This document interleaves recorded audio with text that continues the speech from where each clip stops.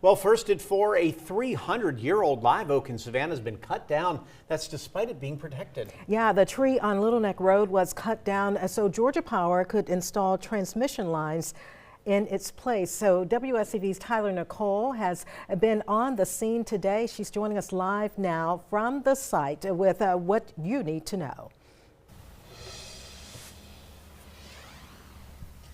That's right, Tina and Andrew. We are here where that 300-year-old tree used to stand. I'm going to move out of the way so you can see what's left of it, which is nothing. They just got done grinding that stump down. Now, let me give you a little perspective for exactly how old this tree was. So like we said, 300 years old. America is celebrating turning 250 this year. So this tree was older than our country that we live in. And I'm told that the community last week gathered here to try and save this tree. And they even got it deemed a public landmark so that it would not be cut down. But as we see today, that's not the case. So now we're going to hear from one of the people who live on this property, Jim Ball, about how he found out the tree was being removed this morning. I think they knew the whole time. I think they were just messing with us to appease us the other day, knowing they were coming back. And it obviously worked. I mean, we had no protesters here. We thought we were safe, and now the tree's gone. And 300 years of history is just out.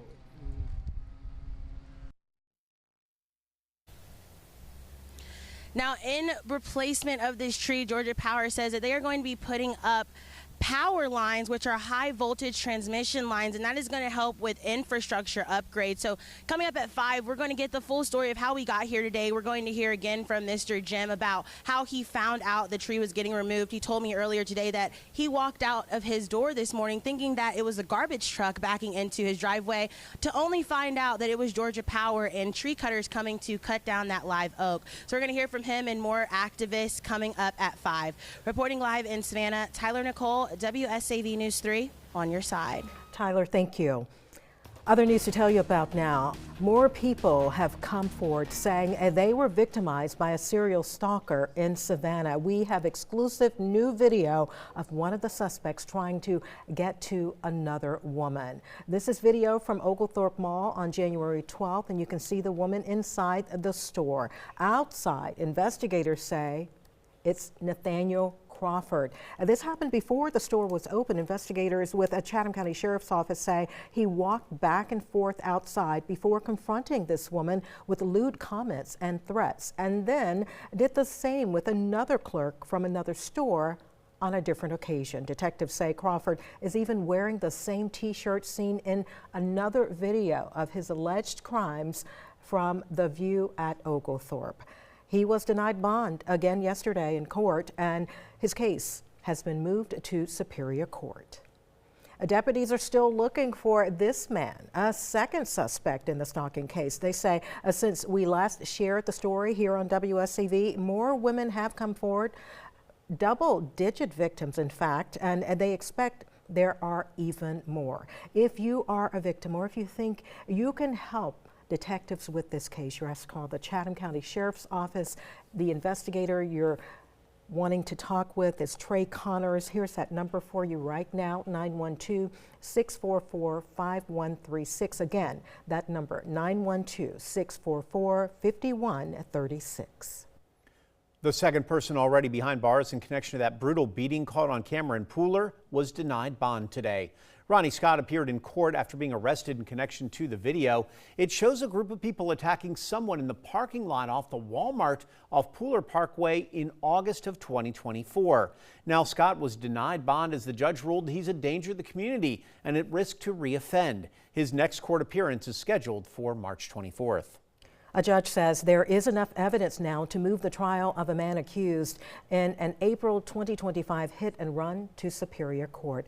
Byron Reedy was in court yesterday. He is accused of the 2025 hit and run that led to the death of Larry Haywood, also known as the Flag Man. A judge has found there's enough evidence to move forward, meaning this case has been sent to Superior Court to be presented, that is, to a grand jury for a possible indictment. Reedy is facing a long list of charges, including homicide by vehicle, hit and run, tampering with evidence, and driving with a suspended license. We're now learning more about a deadly crash involving a pedestrian yesterday in Evans County. That crash happened on US 280 at the Claxton and Hagen city limits. Georgia State Patrol says they were called in for assistance investigating on this.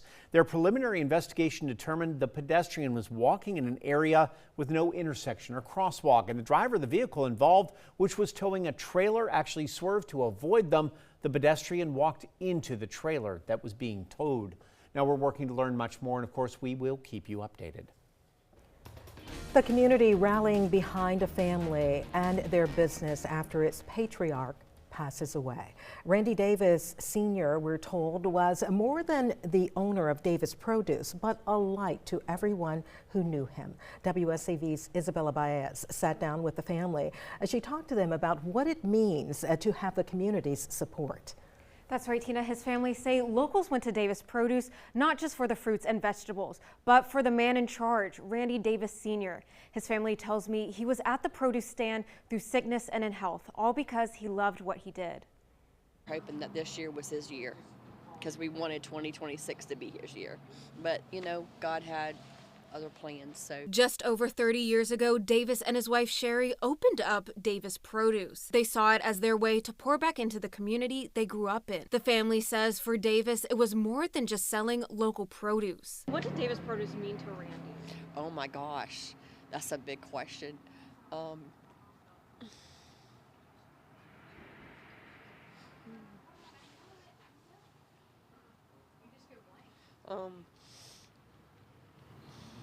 It's just, it was his backbone. I mean, even when on his sickest days, like I think Chambliss said that he would go to the market. Davis was diagnosed with stage 4 kidney failure. However, his family say he fought till the end. Even through all the treatments and sick days, he would still show up for the people he cared about. He'd go to dialysis and he'd leave dialysis and he would go to the market at night and hand pick all of our produce. You know, even on his weakest days, he wanted to be there to hand pick it and bring it back to us. He'd be here in the morning so that we could unload it and be ready for the day. And just knowing, I mean, he just loved going to the market. It got him through his worst days. Now the family is processing their grief, but want to make it known that Davis Produce isn't going anywhere. We want to continue that legacy and be a direct reflection of who he was here at Davis. And it's just, you come here and anyone is welcome at Davis Produce. A meal train has been set up to help the family during this time. If you're interested in signing up, you can find a link to that on our website at WSAV.com. As well as WSAV News 3 on your side. Isabella, thanks so much. As Statesboro continues to grow, one area of town seeing a lot of new business. WSAV's Evan Smoke spoke with the city officials who explained why this street is seeing a lot of investment.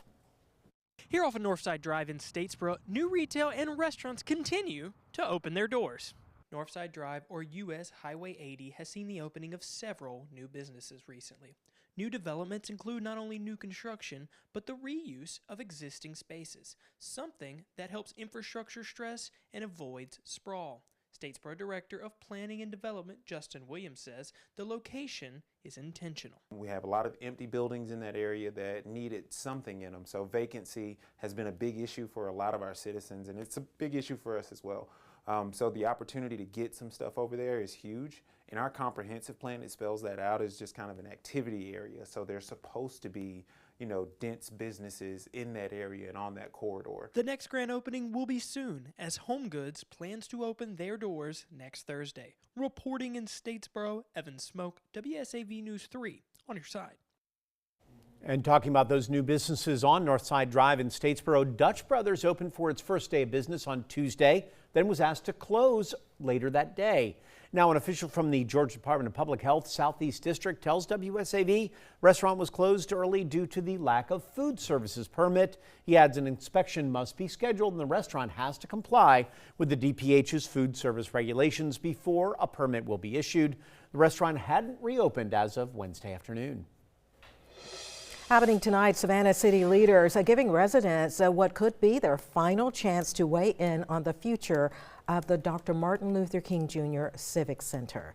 The city's planning a full renovation of the Civic Center's remaining facilities, and that includes the historic Johnny Mercer Theater, plus upgrades to meeting rooms and the ballroom, along with a new multi-purpose space for community events. So city leaders are holding that meeting tonight, starting at 5:30. It'll go until 7:30. They're expected to share updated design concepts and research findings. This is another opportunity for you to help guide what comes next. City officials say a community input will play a key role before final design decisions are made.